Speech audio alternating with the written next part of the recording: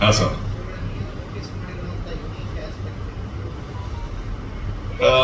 ಇದು ಸಾಮಾನ್ಯ ನಾನು ಮಾಡಿರೋ ಪಾತ್ರಗಳು ಸ್ವಲ್ಪ ವೈಬ್ರೆಂಟ್ ಆಗಿ ಸ್ಟೈಲೈಸ್ಡ್ ಆಗಿ ಸ್ವಲ್ಪ ಅರಚಾಟ ಕಿರುಚಾಟ ಇರುವಂತಹ ಕೆಲವು ಪಾತ್ರಗಳು, ಬಹಳ ಸ್ಟೈಲೈಸ್ಡ್ ಇದಕ್ಕೆ ಒತ್ತು ಕೊಟ್ಟಂತ ಪಾತ್ರಗಳನ್ನ ನಾನು ಜಾಸ್ತಿ ಮಾಡಿದ್ದೀನಿ, ಅಥವಾ ನನ್ನಿಂದ ಆ ರೀತಿಲಿ ಕೆಲಸವನ್ನ ತೆಗೆದುಕೊಂಡಿದ್ದಾರೆ. ಬಟ್ ಇದು ಅದಕ್ಕೆ ತದ್ವಿರುದ್ಧ. ಇದು ಇಡಿಯಾಗಿ ಬಹಳ ಒಬ್ಬ ಸೌಮ್ಯ ಸ್ವಭಾವದ, ನ್ಯಾಯ ನೀತಿ ಅಂತ ಹೋರಾಟ ಮಾಡುವ ಒಂದು ಪಾತ್ರ. ಅಂಡ್ ಇಡಿಯಾಗಿ ಎಲ್ಲೋ ಬೇಕಾಗಿರುವಂತಹ ಕಡೆ, ಅದು ಕೂಡ ಕಡಿಮೆನೆ, ಎಲ್ಲೋ ಒಂದು ಕಡೆ ಮಾತ್ರ ಈಗ ಟೀಸರ್ ಕಂಡ ಒಂದು ಸನ್ನಿವೇಶ ಬಿಟ್ರೆ, ಇಡಿಯಾಗಿ ಅದು ಬಹಳ ಸಾಫ್ಟ್ ಸ್ಪೋಕನ್ ಆಗಿ ಅರ್ಚಾಟ ಕಿರ್ಚಾಟ ಇಲ್ಲದೆ ತುಂಬಾ ಬಹಳ ಒಳ್ಳೆಯ ಗುಣಗಳು ಉಳ್ಳಂತ ಒಂದು ಪಾತ್ರ ಅಂತ ಹೇಳಿದ್ರೆ ತಪ್ಪೇ ನಾನು.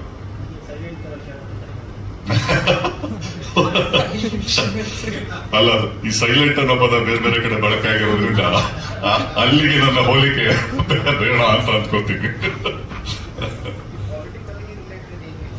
ಪೊಲಿಟಿಕಲಿ ರಿಲೇಟೆಡ್ ಇದೆ ಸರ್, ಇದೆ. ಆ ಒಂದು ಅಂಶ ಬಿಟ್ರು ಸ್ವಲ್ಪ ಅಂದ್ರೆ ಯಾವ ಒಂದು ಏನಂತಾರೆ ಪ್ರಸಕ್ತ ವಿದ್ಯಮಾನಗಳಿಗೆ ಕುರಿತು ಏನಿಲ್ಲ. ಇದು ಒಂದು ರೀತಿಯ ಕಾಲ್ಪನಿಕ ವಿಚಾರವೇ, ಬಟ್ ಅಲ್ಲಲ್ಲಿ ನಮಗೆ ಕಾಲ್ಪನಿಕ ಆದ್ರೂ ಕೂಡ ರಿಯಲಿಸಂ ಇದೆ ಅದರೊಳಗಡೆ. ಇಂಥದ್ದು ಅಂತ ಯಾವುದಕ್ಕೆ ಆಗ್ಲಿ ಬೆರಳು ಮಾಡಿ ತೋರಿಸುವಂತ ವಿಚಾರಗಳೇನಿಲ್ಲ. ಈತ ಕೂಡ ಏನೋ ಪೊಲಿಟಿಕಲಿ ಇನ್ವಾಲ್ವ್ಡ್ ವ್ಯಕ್ತಿನೇ, ತಂದೆ. ಇನ್ನೇನಾದ್ರು ಸರ್? Thank you. ಅಂತ ಸೊ ರೋಣ ಏನು ಒಂದ್ ಹಳ್ಳಿ ದೇವಸ್ಥಾನ ಇದೆಯೋ ಅಲ್ಲಿಂದ ಓದಿ ಸಿಟಿಗೆ ಹೋಗಿದ್ದಾಳೆ. ಆದ್ರೂ ನನಗೆ ಇಷ್ಟ ಆಗಿದೆ ಏನಂದ್ರೆ ಸಿಟಿಲೇ ಸೆಟಲ್ ಆಗ್ಬಿಟ್ಟಿಲ್ಲ. ಅವಳಿಗೇನ್ PhD ಮಾಡಿದಾಳೋ, ವಾಪಸ್ ಅವಳ ಊರಿಗೆ ಹೋಗಿ ಅಲ್ಲಿ ಏನೇನ್ ಸಮಸ್ಯೆಗಳಿದೆಯೋ ಅದನ್ನ ಬಗೆಹರಿಸ್ಬೇಕು ಅಂತ ಒಂದು ಇಂಟ್ರೆಸ್ಟ್ ಇಟ್ಕೊಂಡು ಹೋಗಿದ್ದಾಳೆ. ಸೊ ಐ ಥಿಂಕ್ ಯಾರು ಏನಂದ್ರೆ ತಪ್ಪು ಹೇಳಿದ್ನ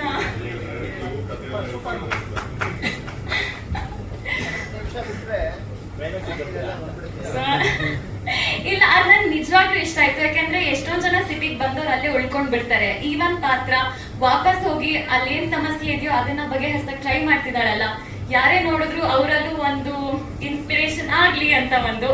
ಸೊ ನಾನ್ ಚೆನ್ನಾಗಿ ಮಾಡಿದ್ರೆ ಜನಕ್ಕೆ ಅದು ಟಚ್ ಆಗ್ಬೋದು. ಹೌದು ಸರ್. ಇಲ್ಲ ಸರ್, ಇದೆ ಸಿನಿಮಾ ಅಷ್ಟೇ ಸರ್. ನಾನು 10th ಆದಾಗಿಂದಾನು ನಾಟಕದಲ್ಲೇ ಇದ್ದೀನಿ. ಅಲ್ಲಿ ಇಲ್ಲಿ ಸಣ್ಣ ಪುಟ್ಟ ಸೀರಿಯಲ್ಸ್ ಮಾಡ್ತಿದ್ದೆ. ಅದಾದ್ಮೇಲೆ ಕೆರೆಬೇಟೆ, ಅದಾದ ನಂತರ ಸಣ್ಣ ಪುಟ್ಟದಲ್ಲಿ ಜೂನಿಯರ್ ಆರ್ಟಿಸ್ಟ್ ಕೂಡ ಮಾಡಿದೀನಿ. ಅದು ಕಬ್ಜಾದಲ್ಲಿ ಒಂದ್ ಸಣ್ಣ ಆತರ ಬಂದು ಹೋಗಿದ್ದೀನಿ. ಅದಾದ ನಂತರ ಜಾಸ್ತಿ ಇಲ್ಲೇ sir Malur Vijay sir team ಅಲ್ಲಿ.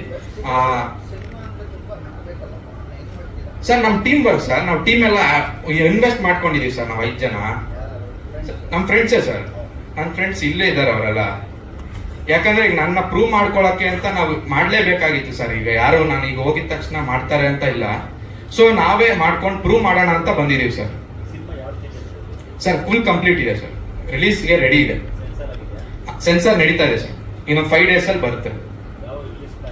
ನವೆಂಬರ್ ಅಲ್ಲಿ ಬರುತ್ತೆ ಸರ್. ಡೇಟ್ ಇನ್ನ ಫಿಕ್ಸ್ ಮಾಡಿಲ್ಲ, ಬಟ್ ನವೆಂಬರ್ ಅಲ್ಲಿ ರಿಲೀಸ್ ಮಾಡಕ್ ರೆಡಿ ಇದೀವಿ ಸರ್. ಬನ್ನಿ.